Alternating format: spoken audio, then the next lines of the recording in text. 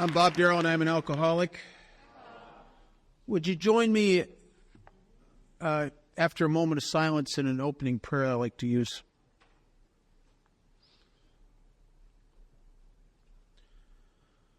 Lord, help me to set aside everything I think I know about you, everything I think I know about myself, everything I think I know about others, and everything I think I know about my own recovery, for a new experience in you, Lord, a new experience in myself, a new experience in my fellows, and a much-needed new experience in my own recovery.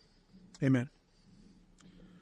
What I'm going to try to do, and I'm not an expert on the big book or the steps or anything like that. What I am is a guy who, throughout the early 70s, came in and out of Alcoholics Anonymous and relapsed over and over and over again.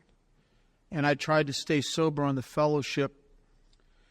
And I couldn't understand what was wrong, why I kept going back to it, until I eventually, in 1978, came into Alcoholics Anonymous the last time, and I had some people that were put in my path that showed me how to put the process in this book into my life. And like everything in Alcoholics Anonymous, I am just basically going to share with you my experience with that. And I hope that it might be useful.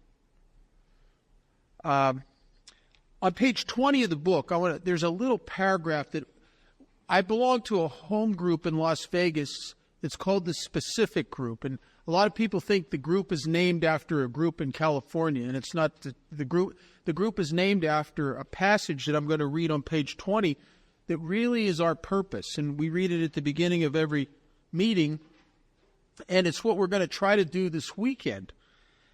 It says, "You may already have asked yourself why it is that all of us became so very ill from drinking. Doubtless you are curious to discover how and why, in the face of expert opinion to the contrary, that we have recovered from a hopeless condition of mind and body. If you are an alcoholic who wants to get over it, you may be already asking, what do I have to do? It is the purpose of this book to answer such questions specifically." And that's really what my experience has been with this process in the big book is that I learned that I had the spiritual malady and physical allergy of alcoholism. The big book defines the problem. It spends probably 2/3 of the working text on defining the problem. And then it tells you what the solution is. And then very specifically, not off the wall like you see in the meetings, but specifically gives you blow-by-blow directions on how to implement that solution into your life. And what I want to try to share with you is my experience with that and how much it's changed my life. I'll tell you, when I started and I said I'm an alcoholic, I know I'm an alcoholic because I fit the description of an alcoholic, or you can almost say it's a definition, but it doesn't really call it that it talks about in We Agnostics on page 44. The book says if two things are present in you, you're the alcoholic that this book was written for. You're the guy that this was written for. And it said at the fourth line down on page 44, it says, if, when you honestly want to, you find you cannot quit entirely, or if when drinking you have little control over the amount you take, you're probably alcoholic. I'm both of those things. You know, the thing about when you honestly want to, like really sincerely, this time I mean it, unlike the other 30 times I thought I meant it. This time I really, really mean it. And it says quit entirely. What do they mean by entirely? I mean, they don't really mean entirely. I mean, I quit drinking for long periods of time to keep me properly medicated. But what I can't do is I can't stop doing everything.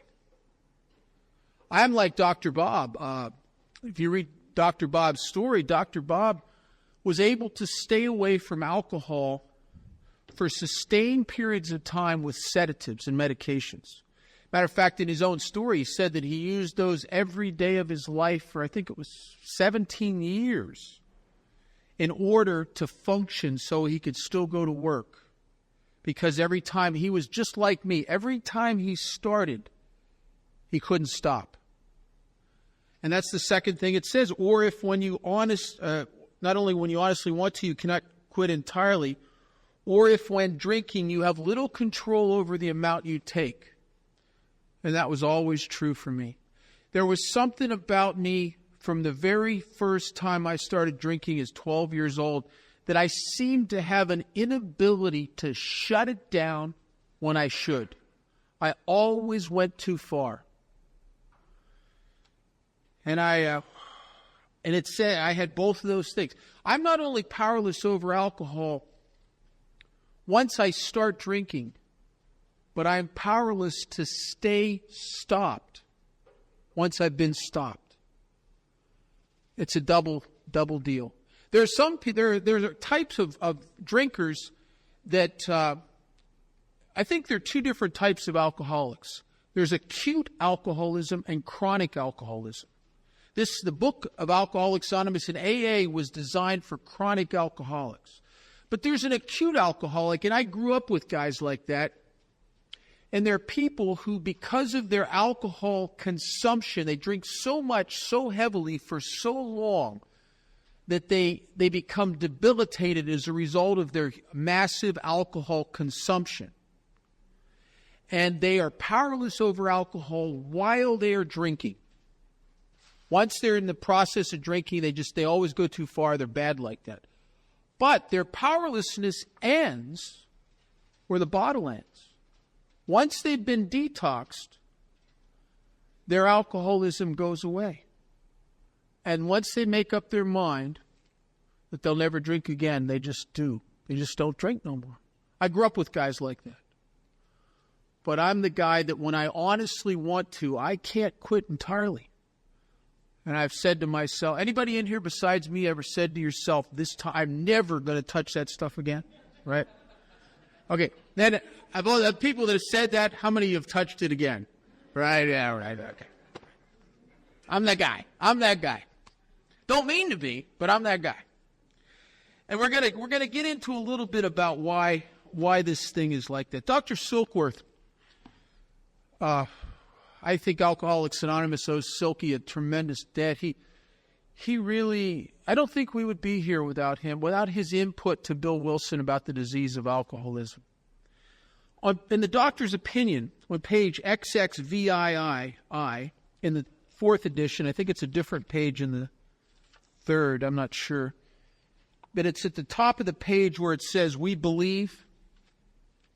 In the 4th edition, it's XXVII. I think anybody have a 3rd edition? No? What is it, just 2 I's in the 3rd edition? No, is it 3 I's? Okay, anyway. It says, we believe and suggested a few years ago that the action of alcohol on these chronic alcoholics, that's me, chronic. I have chronic alcoholism. I don't have acute alcoholism. My alcoholism is not induced by alcohol.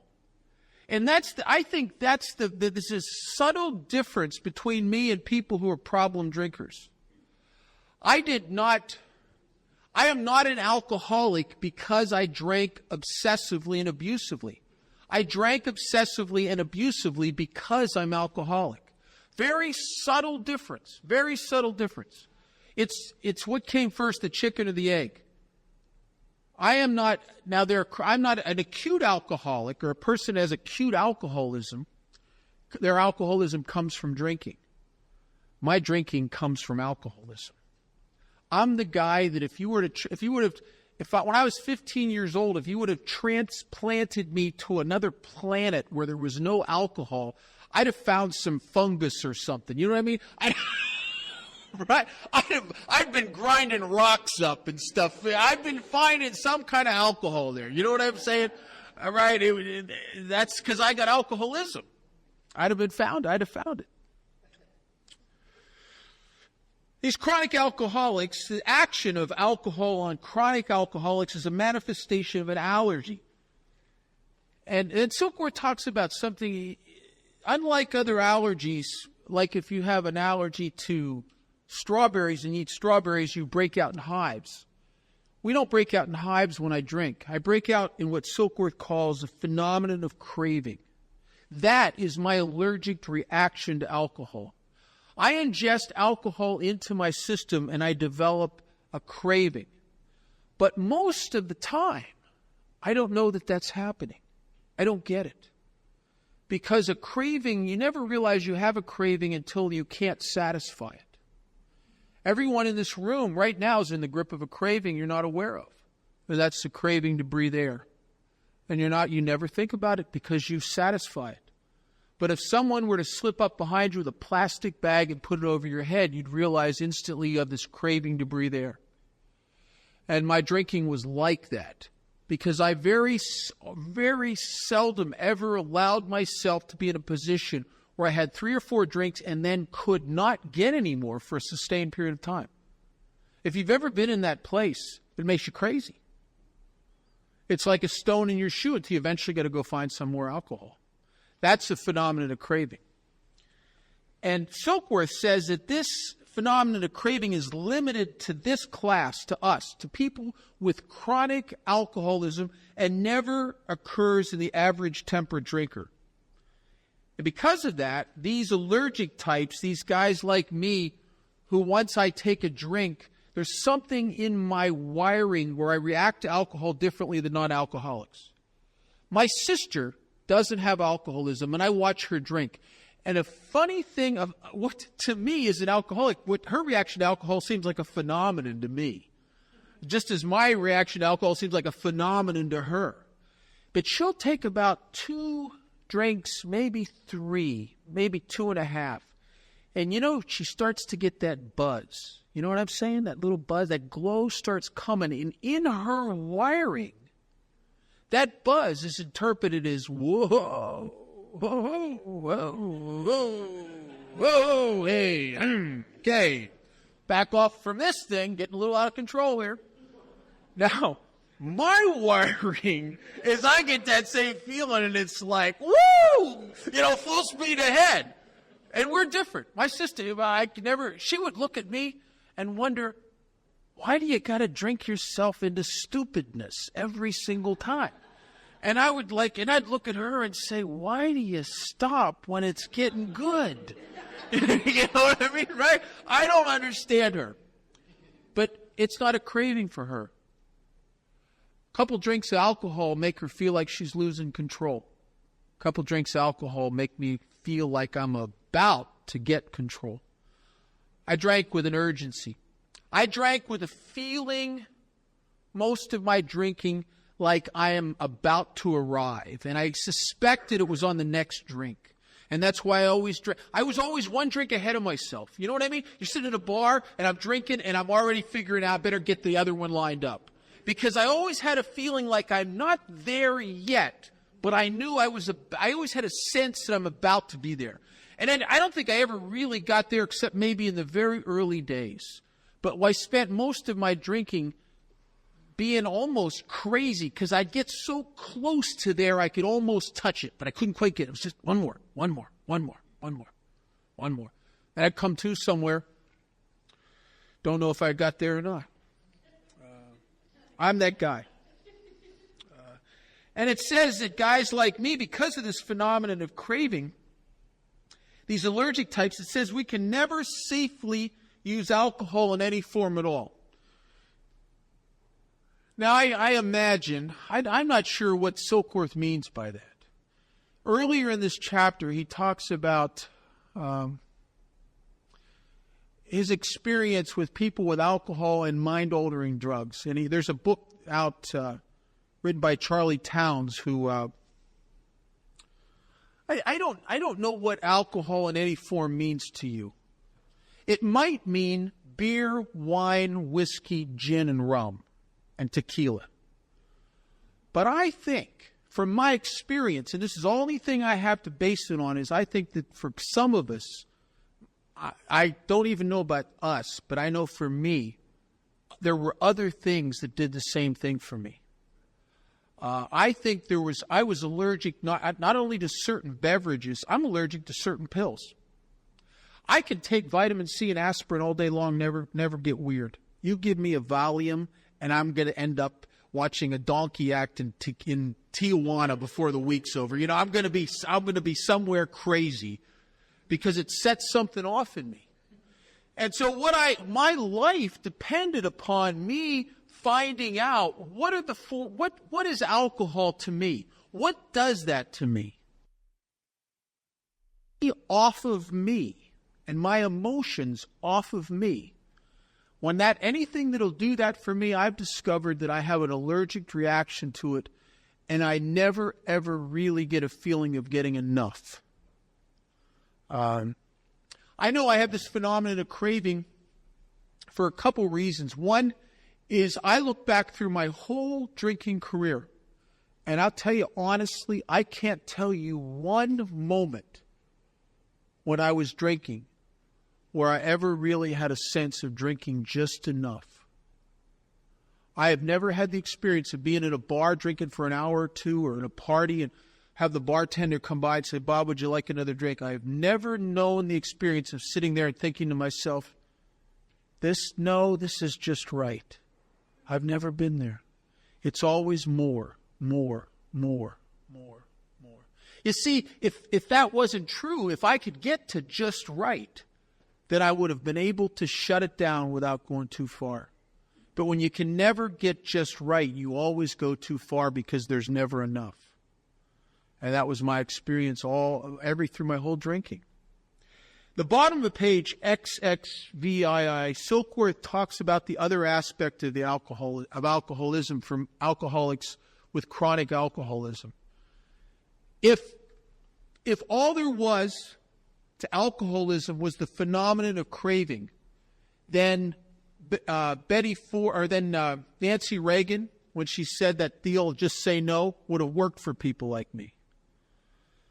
But what is it about me that after 3 or 4 treatment centers, after getting arrested, after getting it, that this is destroying me and making up my mind, this time I mean it, I'm never going to touch that stuff.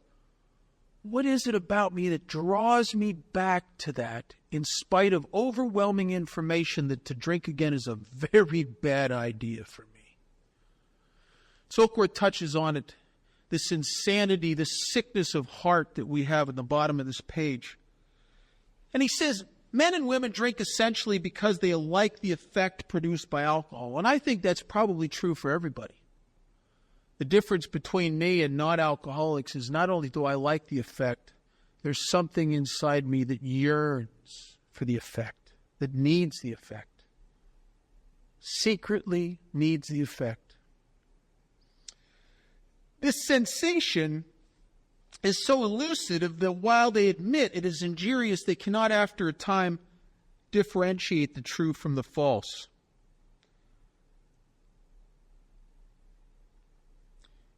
The last couple years of my drinking were pathetic.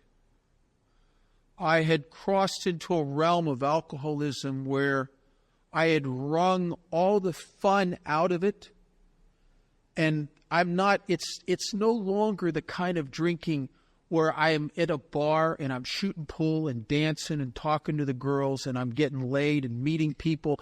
It's no longer the type of alcoholism where alcohol is a social lubricant. It's no longer the deal where it's a party. And yet, I can't differentiate the true from the false, because every time after a period of several months of abstinence, and I will start a run again, I will start the run with a high level of anticipation that it's going to be like it was when I was 18 years old, in spite of the reality that it hadn't been that way for 2 or 3 years. I will become convinced it's going to be like that again. Because I don't want to face the truth. I don't know. I would rather believe the delusion. You know what delusion is? It's psychotic, wishful thinking. It's like evidence is it's not this way, but I want it to be that way so bad that I'm willing to alter my vision of reality in my mind to imagine that it can be that way again. Now, I've not only been that kind of delusional about alcohol, I've been that way in relationships, about all kinds of stuff. I mean, just wacko, crazy stuff. I can't differentiate the true from the false. To them, their alcoholic life seems the only normal one.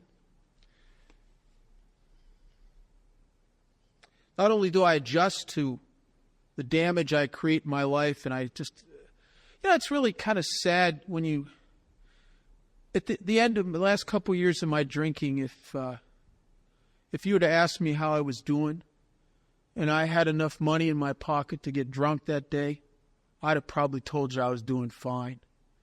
If you'd have asked my mother how I was doing, she would have broken into tears. But see, as I spiraled down into oblivion and lower levels of degeneration and more, crossed all those barriers and those lines I'd never cross and do the things that I told myself I'd never do, and living with the lies and the hurt and the disappointment and the broken relationships and the lost jobs, I just adjust to that journey to hell. Every step of the way, I make it normal for me. Somehow, I alter my view of reality. This is okay. And it's because the road to hell is not like a ski jump. It's an incremental thing. It's just gradual. They call it a progressive illness. It's a gradual thing.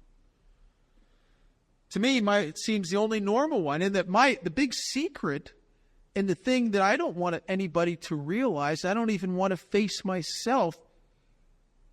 And it's one of the reasons I return to drinking even though I know it's killing me, is that the only time in my life I really ever felt normal. The only is in the early days when I was half lit up. It's the only time I ever really felt like you looked. It was the only time that I was able to fit and integrate myself with you the way you always seem to do so easily.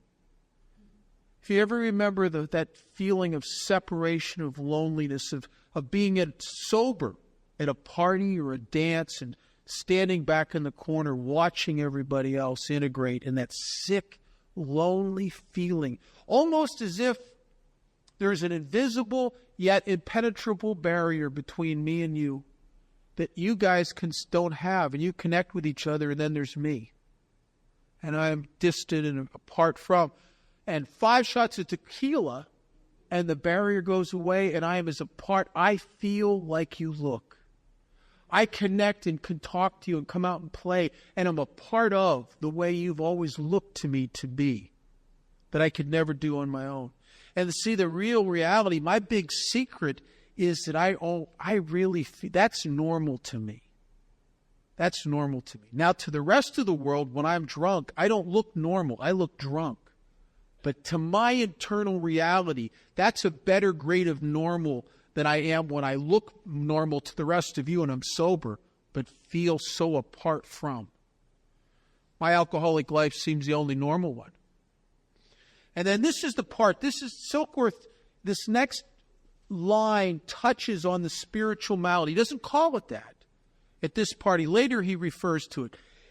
He says to me, to us, to them, these chronic alcoholics, they are restless, irritable, and discontented unless they can again experience the sense of ease and comfort which comes at once by taking a few drinks which they see others taking with impunity. Well, what's that mean? That means I get sober, and as I enter into abstinence, I become restless, irritable, and discontent, unless I can once again experience the thing I got from alcohol. That's why I go back to it. So for all practical purposes, my alcoholism starts where the bottle ends. I enter into a state of abstinence, and the further I get from the last drink, the more restless, irritable, and discontent I become. And if you don't know what that means, I think you do. If you're a real alcoholic, every alcoholic I've ever known has had that subtle, low-level feeling of restlessness. It's like an inability to feel settled in your own life. You ever watch a dog circle a room looking for its spot to lay down? I'm a dog who can't find its spot, right? There's a restlessness about it. And irritable is that life and people especially rub me the wrong way. They irritate me. They threaten me. And I don't even connect the dots and understand that that's what's going on. But I find myself in one of two emotional stances towards life.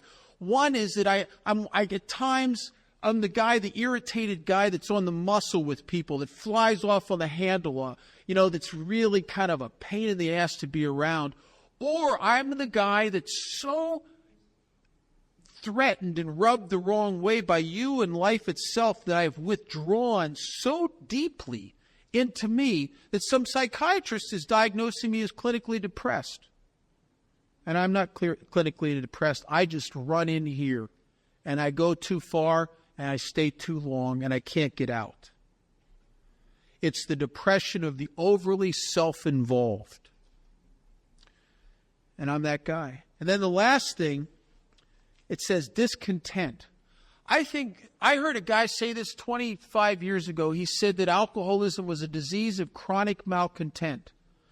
There's something about me that I never wanted to admit really, is that no matter what good things life will bring me, the shine of them wears off very quickly.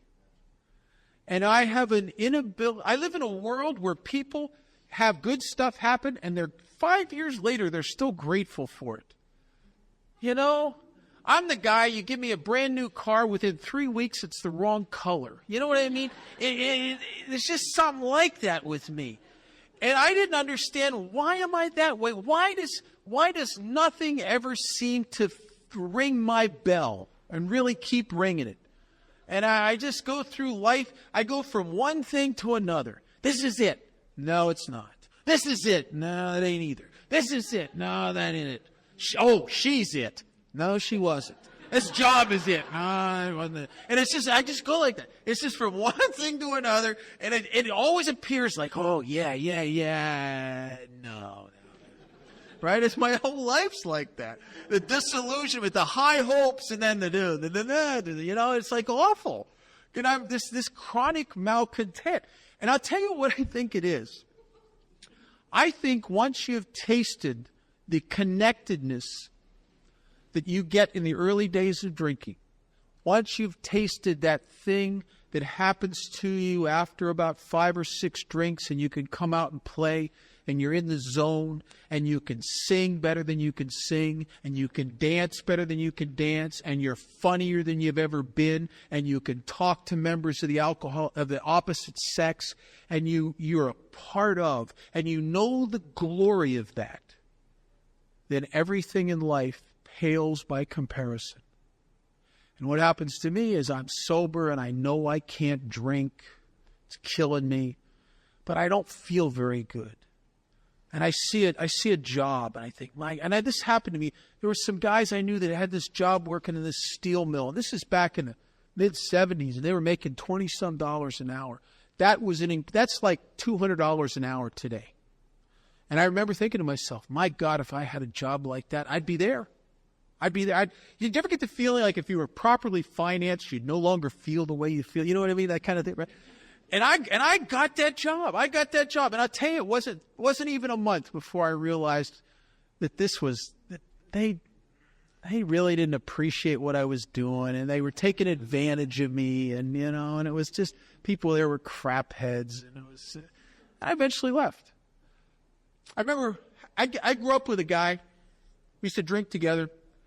He did not have alcoholism, even though at times he looked like he did. He was a problem drinker. He had acute alcoholic. He was an acute alcoholic rather than chronic. And he met this girl, and they got together, and they were getting married, and she gave him an ultimatum. She said, I don't want you, I can't live with this partying like you're partying. And you got to make a choice. And he was very much in love with her, and he said, "No problem, sweetheart." And he put the plug in the jug and never looked back and never went back, walked away from that way of life, walked away from it. And I remember seeing him doing that, and I remember thinking to myself, man, well, yeah, if I had somebody that loved me the way she loved him, I would probably be able to quit drinking. And you know what the problem with that is not I found people that loved me the way she loved him, and I'd find them and it'd be great for a while, and then after a little while I'd start I just start noticing. I got one of those noticers. You know what I mean? You get me restless, irritable, discontent. I tell you, I could find a turd at a buffet. You know what I mean? I guess I'm that kind of consciousness when I get like that. My head gets like that. And I think what was happening is I compared without realizing it, subconsciously, never aware of it, I think on an emotional level, I eventually started to compare what it felt like to have that job and make all that money sober to what it felt like to have 5 shots of Jack Daniels, and all of a sudden the job didn't really do it. And then I started to compare what it felt like to have this gal love me to what it felt like to have 7 shots of Jose Cuervo, and it wasn't the same thing. Now, I never sat down consciously and thought any of that. But that's almost as if what was going on inside of me. I was expecting these things to be a treatment for the spiritual malady of alcoholism. You see, when I stop drinking, I start to get sick of spirit. And that's not really a religious thing. If you've ever entered into a state of forced abstinence, whether it's your idea or somebody else's, it doesn't matter, and you're just not drinking, you know, if you're a real alcoholic, what it feels like to suffer from alcoholism sober. And I'll tell you why it's a spiritual deal, because you could be put on an MRI when you're feeling like that, and it will show up nothing's wrong. But I'll tell you, if you've ever had that thing eat your soul in here, it's as real as you are. And it does not exist on any kind of material or physiological plane, but it is real as I am. And when I would have 5 shots of Jack Daniels, this spirit that seemed to get sick and depressed and removed and disconnected once I entered into abstinence, 5 shots of whiskey vitalized that spirit when it worked. Now, it didn't do that at the end, because the alcoholism moved into the advanced stages where it stopped doing that for me. But it did that at one time. And so I enter into abstinence, and I'm restless, I'm irritable, I'm discontent, until I can again experience a sense of ease and comfort. Ease and comfort which I will frantically look everywhere for and fail to find until I eventually return to alcohol. Tried meds, tried smoking stuff.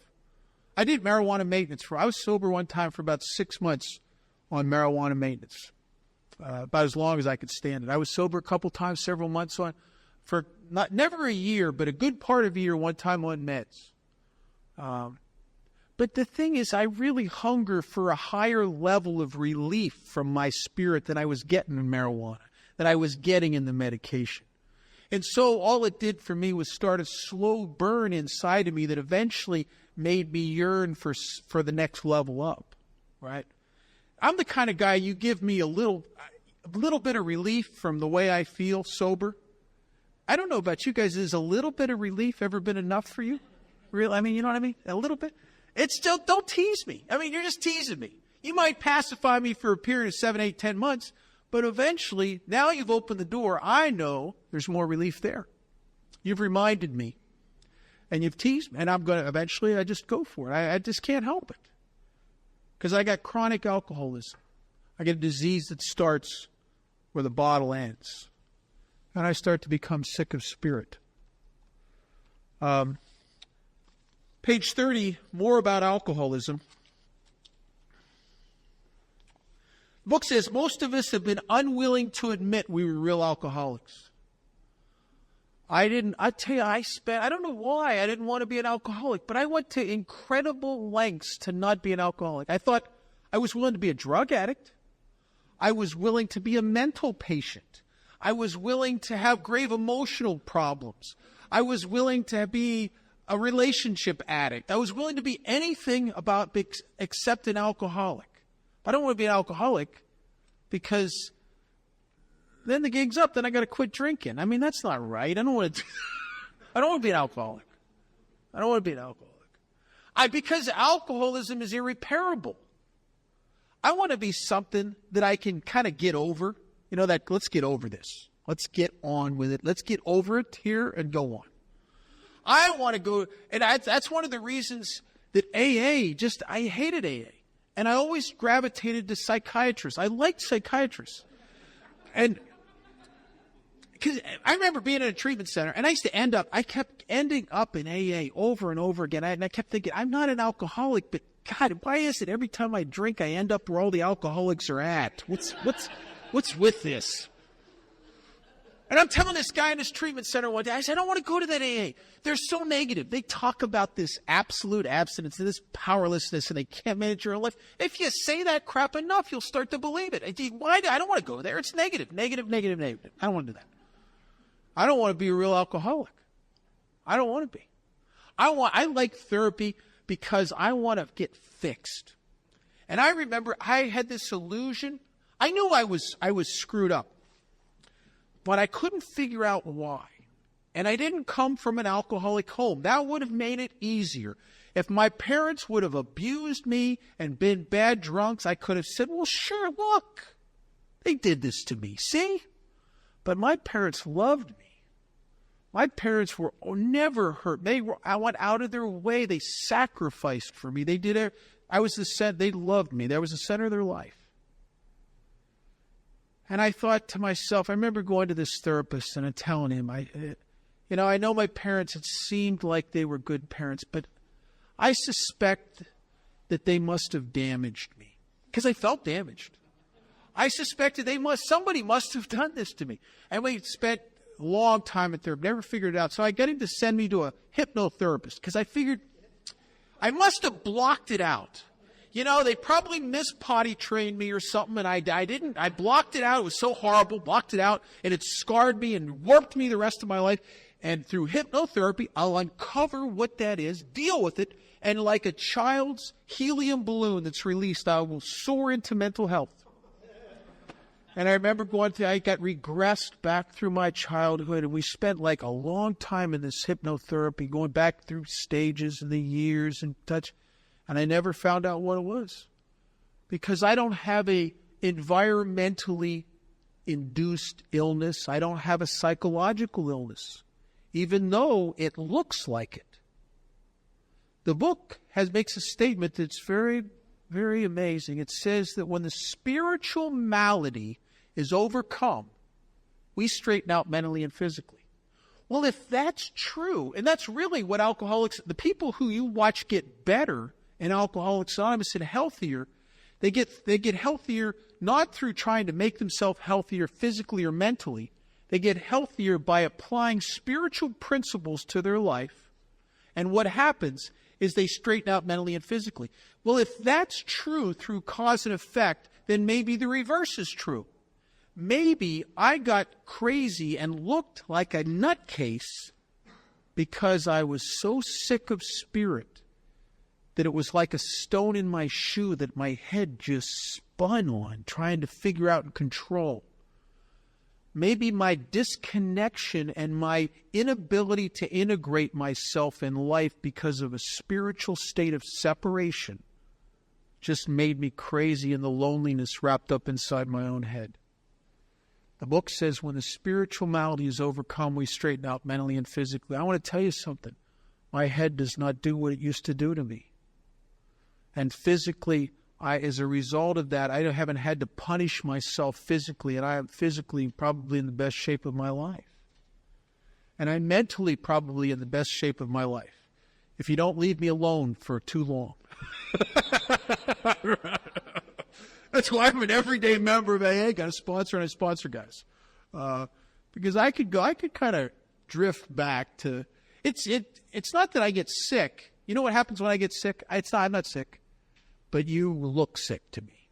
You know what I mean? When I'm getting spiritually sick, it looks like to me you're getting ill. And I have this urgency to straighten you out. And that's a lonely business when you get like that. It's a lonely, lonely business. No person likes to think he is bodily and mentally different from his fellows. I will always be that way. I'll never overcome that. Therefore, it is not surprising that our drinking careers have been characterized by countless vain attempts to prove we could drink like other people. The idea that somehow, someday, he will control and enjoy his drinking is the great obsession of every abnormal drinker. The persistence of this illusion is astonishing. Many pursue it into the gates of insanity or death. The book talks about 3 illusions or delusions in alcoholism. This is not denial. This is more hideous than denial. Denial is like, I stole your wallet. You asked me if I've seen your wallet, and I got it in my pocket. I know I got it, and I lied to you. I deny that I got your wallet. This is not denial. This is like, I got your wallet, and I don't even believe I got your wallet, right? I'm like, what? And then, what is it? That I can control and enjoy my drinking. What's that mean? It means that I'm going to be able to get back to the good old days, in spite of the fact that I haven't been able to do that. And that I'm going to be able to jumpstart the party and get back to those days when it was glorious. Get back to those days where you walked into a bar and you can't talk to anybody and you're depressed and your head's spinning and you can't get your own life off of you, and you have 5 shots of Jose Cuervo and you come out and play. 7 shots and you look around the bar and realize, I love all these people. I love you, man. Did you ever get, I remember being at this bar they used to go to. This bar was like sacred ground for me because I could walk in there so sick, and after a little period of time of drinking, just feel so a part of it. I remember feeling so connected in love with the people in there, it would almost bring tears to my eyes. You know, just like, oh, when you've been as lonely and as isolated as I had been, to all of a sudden be a part of like that is a tremendous thing. Tremendous thing. And that I have the illusion that I'm going to enjoy it like that one more time. In spite of overwhelming evidence that the last couple years I drank, it's not like that anymore. It's not that party. And it says to control it. I've never been so deluded to imagine when I went on a run after a period of several months of abstinence that I'm not going to pay a price. I always knew that. I always knew that there was a price to be paid. My delusion is that I have enough control to keep the price down to something I can live with. Right? That's the delusion. That's the delusion that my one friend had, that I heard of, my one friend who told me about a guy that he sponsored who went on his last run. He was sober about 2 years. And he woke up in jail, and this is a guy that was a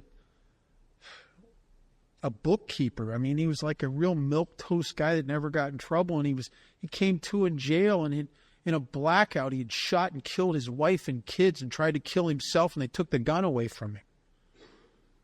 And it was the great, oops, maybe I can't control it as much as I thought I could. See, when I would drink, as the disease progressed in me, what happened is 2 things that were hideous. One thing is the disease progressed, my ability to have fun and reap ease and comfort and be connected and have a party and come out and play got less and less and less. And at the same time, the problems got more and more and more. And it was almost as if over the years, as I drank, some hideous force was changing things. In the very beginning, when I would start drinking, it was like spinning a roulette wheel.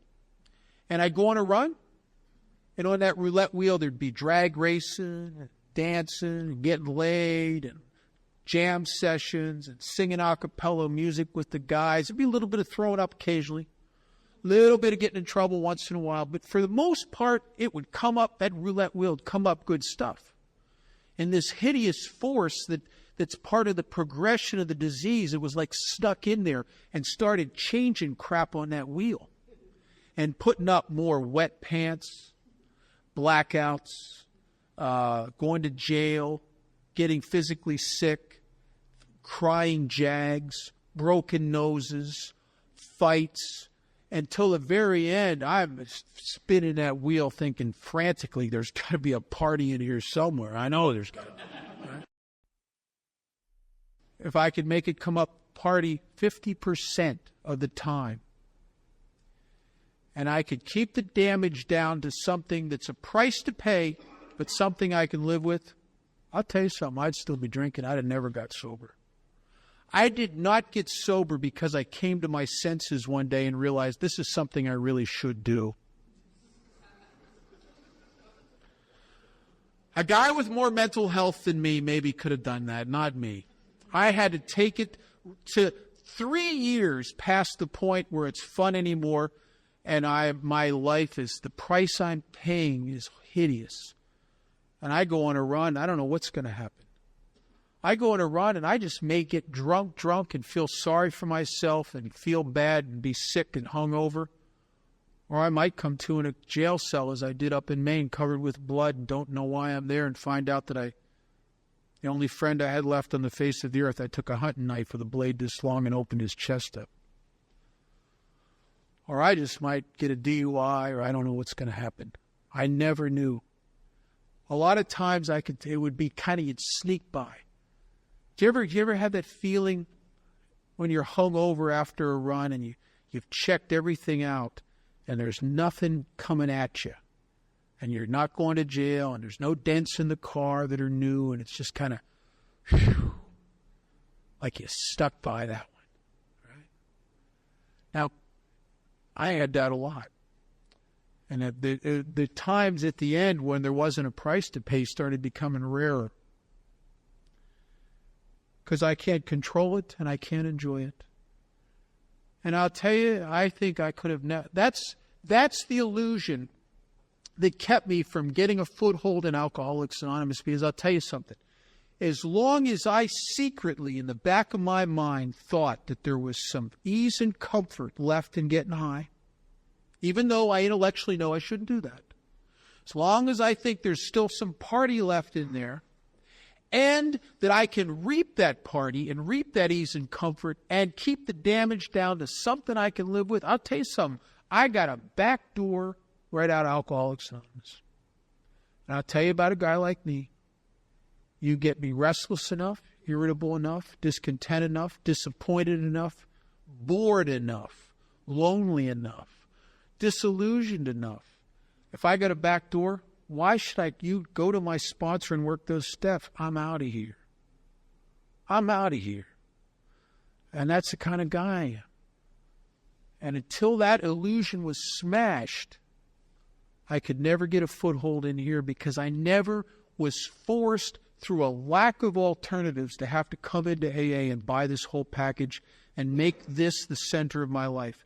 For 7 years, I had that delusion that I could still have some fun, or maybe if I changed the combination, change the things I'm smoking with the things I'm drinking, and get the combination just right. If I get it just right. As long as I had that, I wasn't going to be one of you. I was part of the group it talks about in chapter 5, the part that wasn't desperate enough and out of alternatives enough to have to do what you do. I was part of that group that doesn't recover. It says those who do not recover are people who cannot or will not completely give themselves to the simple program. I was part of that group, not because I'm stupid, and not because I'm lazy, and not because I'm a bad guy, simply because I had a delusion that I had an alternative, subconsciously, that I was never even thought about consciously. I had a back door. It became a temporary place I came for a while, as long as it felt okay.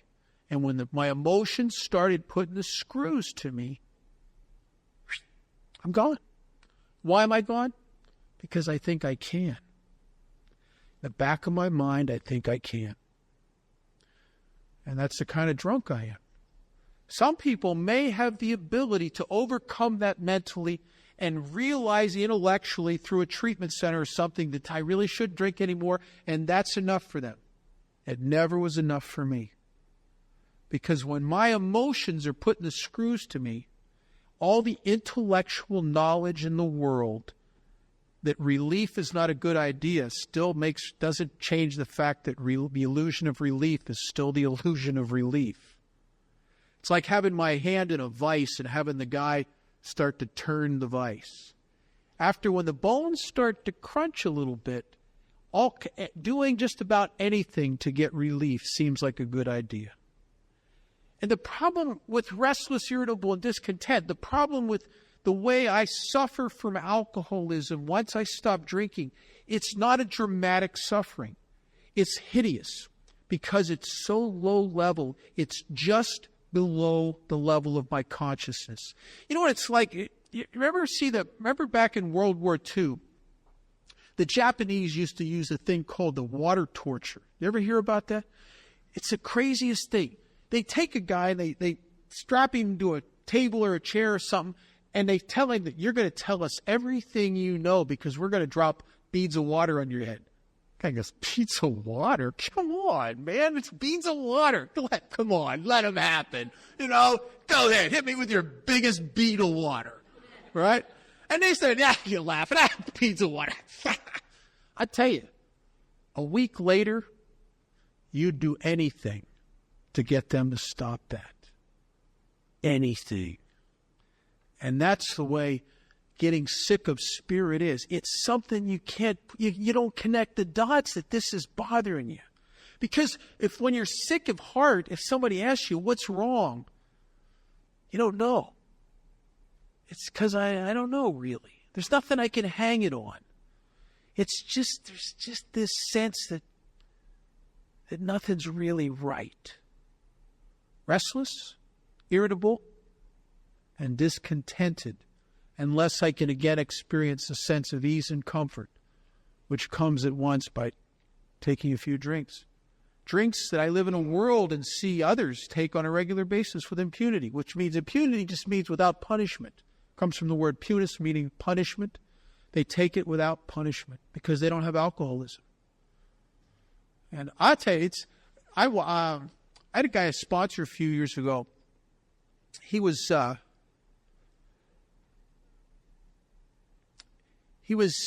a roommate, and his roommate started to drink again. And he asked me, he said, what should I ask him to leave? What should I do? And I said, how are they drinking? And he said, it's the funniest thing. They're having a good time, and they're getting away from it. They're getting away with it. They're not paying any price. They're able to control it. I said, you'd be better off exposed to somebody that was falling down and breaking their nose. Because you'll look at him, and this guy was new in sobriety. You'll look at him, and you'll start to think, maybe I could do that. Maybe I could do that. Dangerous stuff.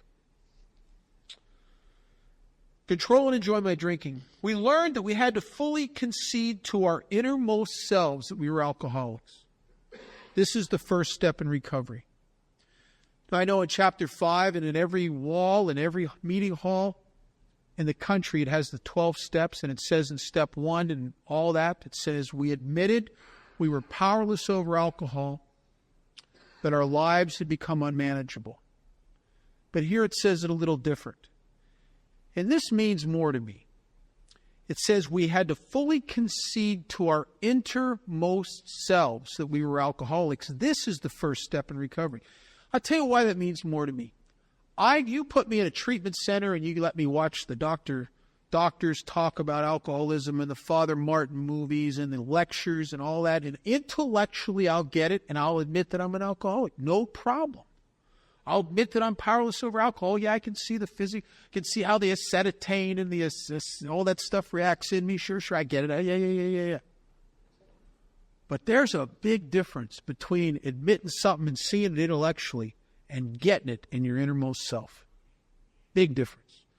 There was an old friend of mine who used to say, the greatest journey is from the head to the heart, in the innermost self.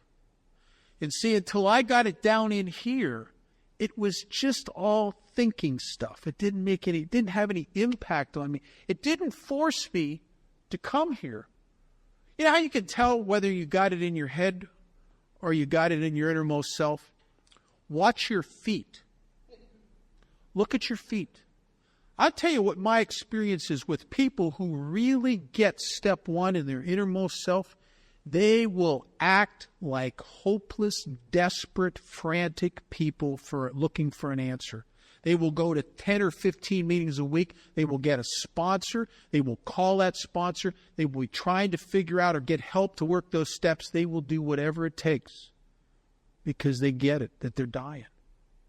People who get it up here but don't get it in here secretly believe in here that they can control and enjoy it, that it's really not a hopeless condition of mind and body, that they're really not all that powerless. Will act that way.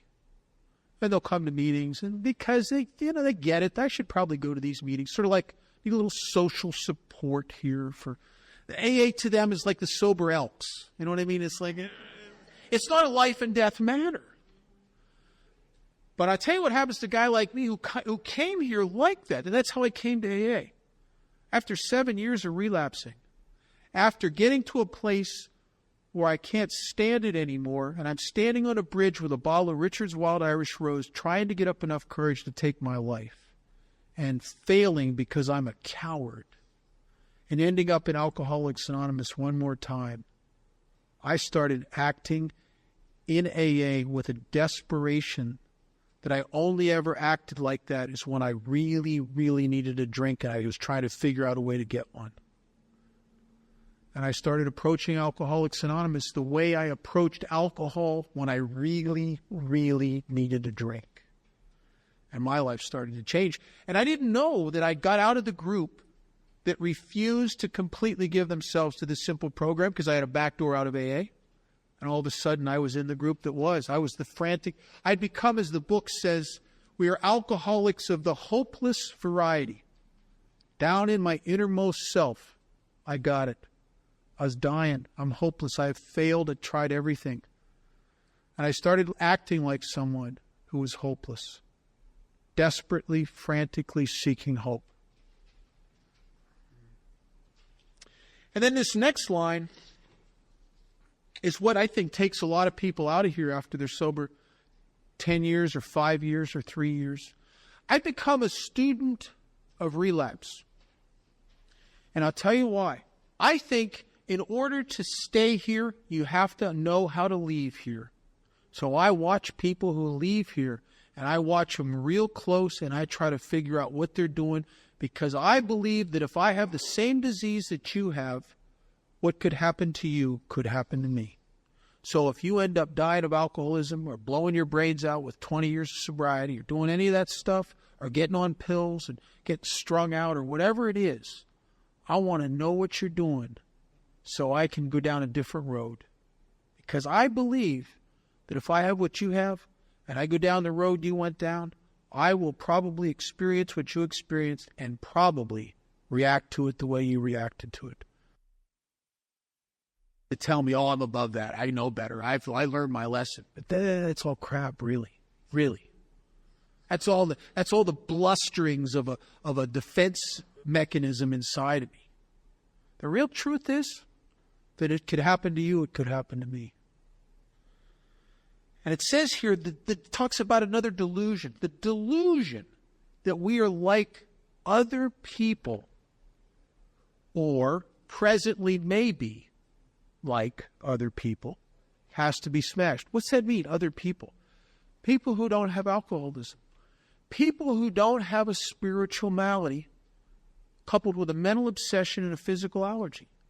People who don't have to treat the spiritual maladies it talks about on page 20, where it says our very lives as ex-problem drinkers depend upon our constant thought of others, their needs, and how we can work for them. As it says throughout the whole big book. It talks about in places where you must continually do this, you must continually do that, or you're probably going to drink again. The delusion that I no longer have alcoholism, the delusion that maybe I'm normal now.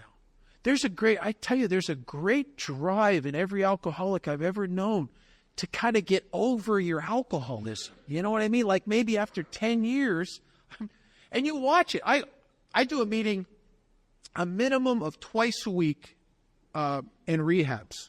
Right now, actually, I'm doing 3. Most of the time I do 3, but I never, in 25 years, have done less than 2 meetings a week.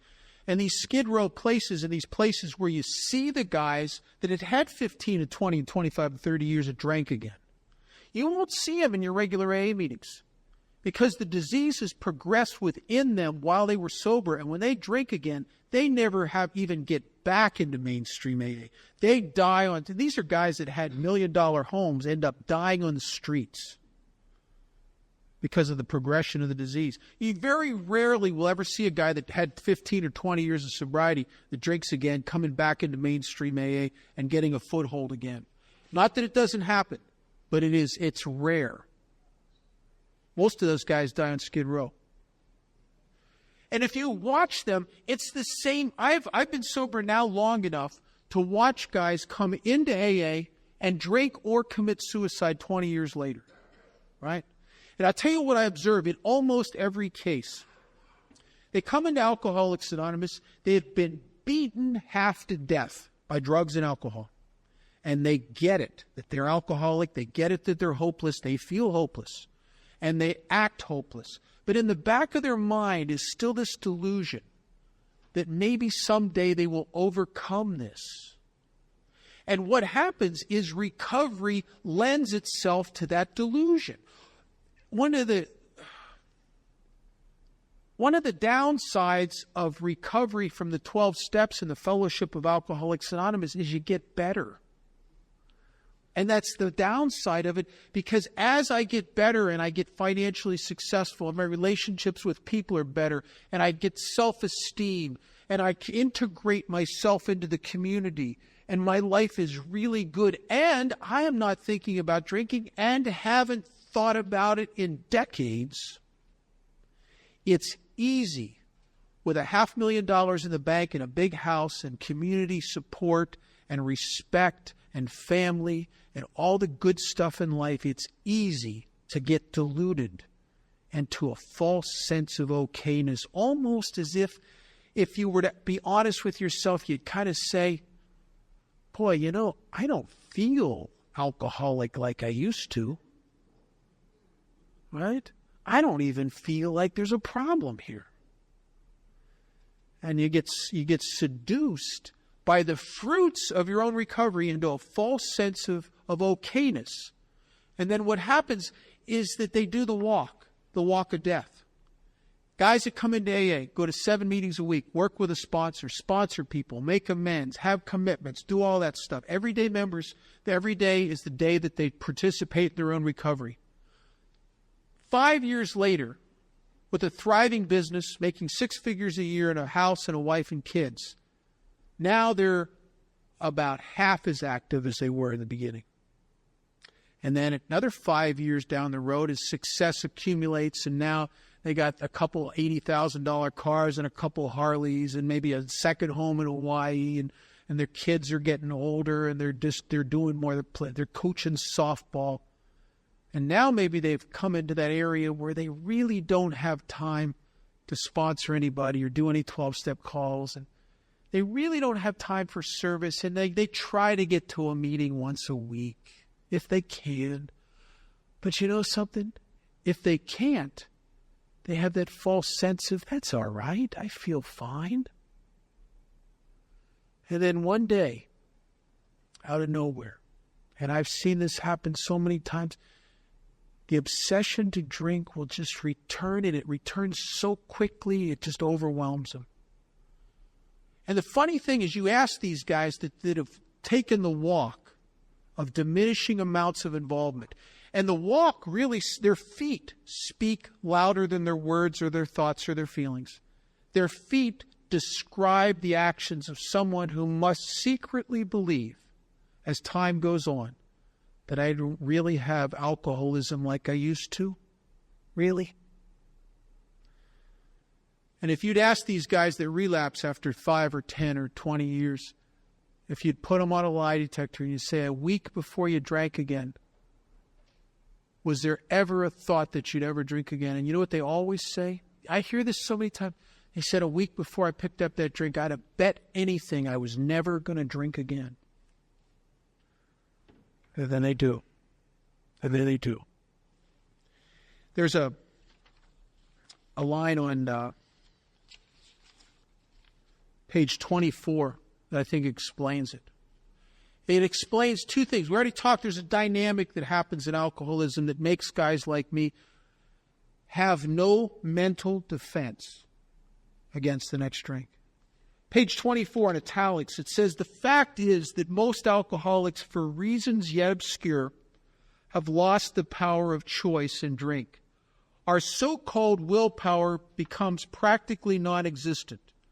We are unable, at certain times, to bring into our consciousness with sufficient force the memory of the suffering and humiliation of even a week or a month ago. We were without defense against the first drink. If I can't do it for a week or a month ago, how am I going to do it for 10 years? And I'll tell you what happens. And this is a phenomenon that's not, I don't think it's reserved to alcoholism, but the further I get away from the pain of my last run, it's the vaguer and the hazier the memory becomes. And it's not that I don't remember that I was in jail, and it's not that I don't remember I was in detox, and it's not that I don't remember intellectually. It just doesn't have sufficient force because there's no emotion involved in it. What happens is that you remember it intellectually, but there's no impact in that. It's a very similar experience that women have with childbirth. If a woman could experientially and emotionally remember the pain of childbirth, she would never, ever do that again. I'm telling you. But what happens, I've heard 100 women say this, is you get away from it, and you kind of remember intellectually that it was bad, but I mean, how bad was it? And look how cute those babies are. You know what I mean? It's right. And until you're having their first big contraction, and then you go, boy, was this a mistake? Right? Right. And I think the same thing is with alcoholism. And what happens, Silkworth says, we stop drinking and become restless, irritable, and discontent. And the further I get away from the last drink, the more vaguer and hazier the memory of the pain is. So I go into a detox center, fresh in my mind, the pain, because I'm still living it. If it was a balanced scale, here's the memory at 2 weeks sober of my last run would still have a lot of depth and weight. It's pretty fresh. The emotional impact hasn't started to evaporate as of yet. If it was a balanced scale, it would weigh that scale down.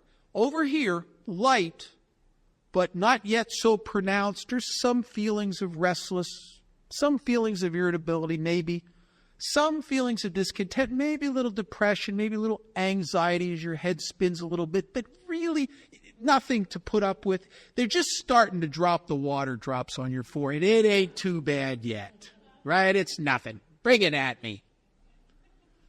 And what happens, the further I get away from the last drink, the vaguer this memory becomes, and the more this has weight because it wears on me. And the balance scales start to tip. And then one day, when a guy's right about here, you go up to this guy and you could say, is there any chance you'll ever drink again? He, absolutely not. Alcohol almost killed me. I went to jail, everything. And then a week later, it's gone like this. And a guy who just a week before said he'd never drink again finds himself picking up a drink because the feelings are driving him and he can't grab on to the experience of the pain with any sufficient force to deter him. And that exact dynamic happened to me over and over and over again.